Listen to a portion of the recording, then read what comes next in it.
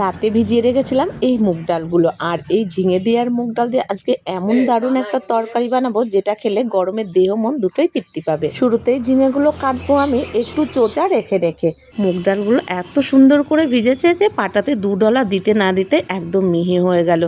ডাল বাটাটার সাথে একটু আদা, 3টে কাঁচা লঙ্কা দিয়ে বেটে নিয়েছিলাম। এবার এইগুলো বাটিতে তুলে নিয়ে অল্প লবণ, হলুদ আর কালো জিরে দিয়ে ভালো করে মাখিয়ে নিয়েছিলাম। এরপর কড়াতে তেল তাতে নিয়ে এই ডাল বাটাগুলো দিয়ে কিন্তু ছোট্ট ছোট্ট বড়ির মতন করে বড়া ভাজা করে নিয়েছিলাম।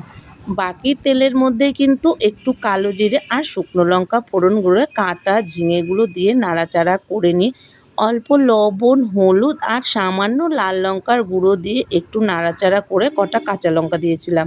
লঙ্কা দিয়ে একটু নাড়াচাড়া করে দিয়েছিলাম একটু ডাল বাটা তুলে রেখেছিলাম ওই ডাল বাটাটা। তারপরে কিছুটা পোস্ত আর চীনাবাদাম বেটেও দিয়ে দিয়েছিলাম। আর এই পোস্ত বাটা দিয়ে রান্না করলে এটা খেতে কিন্তু দারুণ লাগে। তারপরে নাড়াচাড়া করে বাটি ধোয়া জলটা দিয়ে দিয়েছিলাম। এরপরে ঝোল ফোটার অপেক্ষা। অনেকেই কয় বাঙালিরা নাকি মাছ মাংস ছাড়া কিছু খেতেই বোঝে না। অনেকেই আবার নিরামিষ দেখলে যে নাক সিটকায়, যারা নাক সিটকায় তাগো কই একবার খায়া দেখো, এ কিন্তু খেতে ভারী স্বাদ। এরপরে বড়া ভাজাগুলো দিয়ে একটু জাল করে নিয়ে কটা কাঁচা লঙ্কাও দিলাম আর নামাই নিয়ে দিয়েছিলাম উপর থেকে একটু কাঁচা সর্ষের তেল। কেমন লাগলো জানায়ও কিন্তু এই মুগ ডাল পোস্তর রান্নাটা। আর রান্নাটা যদি ভালো লাগে আমার চ্যানেলটারে একটু সাবস্ক্রাইব করে পাশে থেকো। এরম একখানি তরকারি থাকলে এক থালা ভাত অনায়াসেই কিন্তু খাওয়া যায়।